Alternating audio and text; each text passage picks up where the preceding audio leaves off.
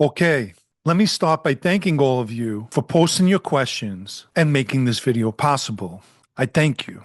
Let's get started. Can an associate choose to leave the mob after prison? To begin with, an associate's not a member of a family, only associated to one through a member, so he can choose to stay away if he wants to. He may get hounded, especially if he's an earner making the crew money, but he can simply move away and cut his ties. What is the most comical small-time racket you've heard of Wiseguys or associates trying to make a nickel from? I'm sure there's many laughable schemes that go on, but I would have to say the one that comes to mind is Johnny Sideburns shaking a bookie down for $500, which was not only a joke, but a major embarrassment when we had to sit down with the Gambinos over it. It's a widespread rumor that back in the day, a lot of mob guys wouldn't trust somebody and propose them for membership unless they did some work. Since that doesn't happen anymore, how does the mob know how to trust somebody before proposing them for membership? Well, it's not a rumor, but the way things were years ago. Following that, most guys gain trust after years spent as associates. Presently, the trust to propose a guy depends on the weight of his wallet, and I'm not trying to be funny. Have you met or are aware of organized crime figures coming from Middle Village or Forest Hills? I'm sure there are a lot of guys who live in both those areas of Queens. Vito Guzzo lived in Middle Village, and I also knew a Banano who lived there as well.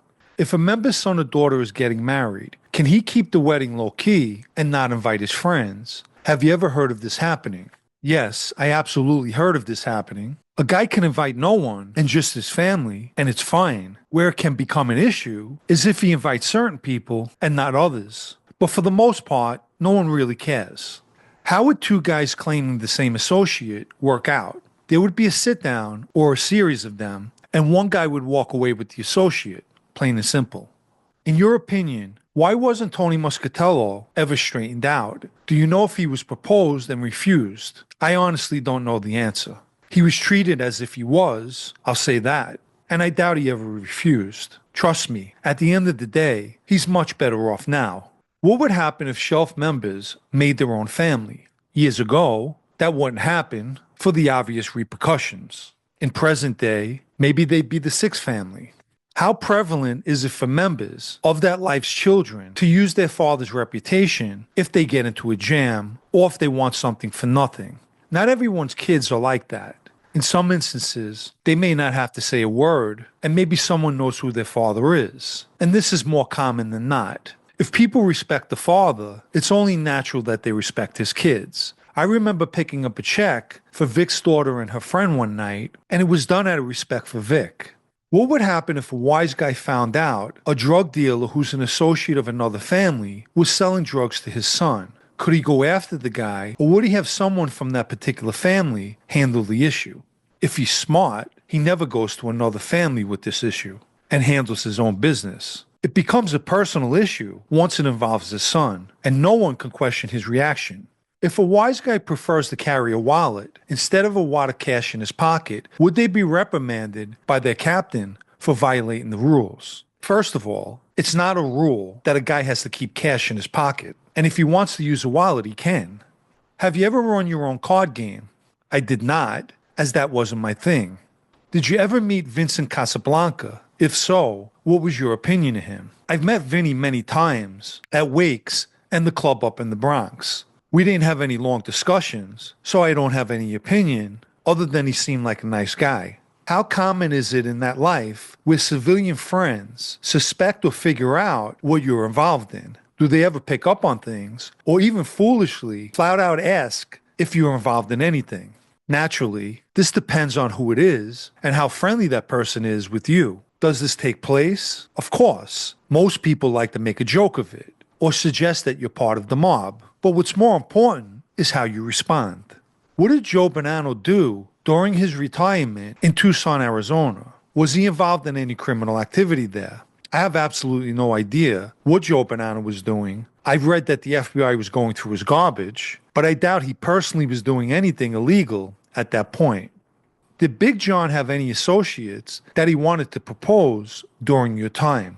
I'll put it this way. When John met Anthony Guzzo and me, you would have thought he hit the Powerball. As far as associates, John kept some asshole kid around him once in a while. Other than that, I've never met an associate that was with him. Keep in mind, every guy from Brooklyn who came home from prison didn't report to Big John.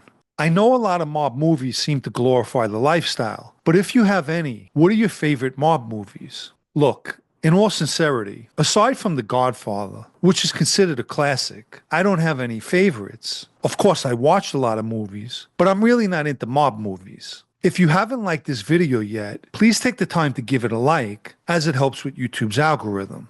Also, for anyone who'd like to show their appreciation for videos like this, you can do that by donating with the Super Thanks icon down below or through the PayPal Cash App links in the video's description. Back in the day, if a guy was betting with a bookmaker from a specific family and needed more money to continue gambling, would he be directed to a loan shark from that family in order to keep him placing bets? For the most part, the bookies and loan sharks back then worked hand in hand, so yes, I'll end a little differently this time and speak about a subject that I've never heard come up as far as I know, and that's PBA cards. History has shown the mob utilized and fraternized with members and former members of law enforcement. In most instances, these relationships consisted of the mob using the person to their advantage. PBA cards are police benevolent association cards that police officers hand out to family and friends. And in the event the person is pulled over, they can hand that card to the cop, and usually, if the card's signed on the back with the name, badge, and number of the officer who issued it, it's usually honored. Naturally, that depends on what the stop is for. Okay, when I was straightened out and became a Lucchese member, just prior to that, I had at least 2 PBA cards that people gave me. After my induction, I no longer carried them, and for no particular reason other than I didn't want to carry a card with a police badge on it. And speaking of induction, it was today in 2013 that my induction ceremony took place. Somewhere on that PBA card, the words, "The bearer of this card is a supporter of the PBA, and you should try to extend every courtesy possible." The old timers were against these cards, or anything representing a badge for that matter. Years ago, a sanitation worker couldn't be inducted because their job consisted of them carrying a badge. That stipulation eventually changed throughout the years, and guys like Pete Gotti and Spanky Costelli were permitted to become members, both sanitation workers.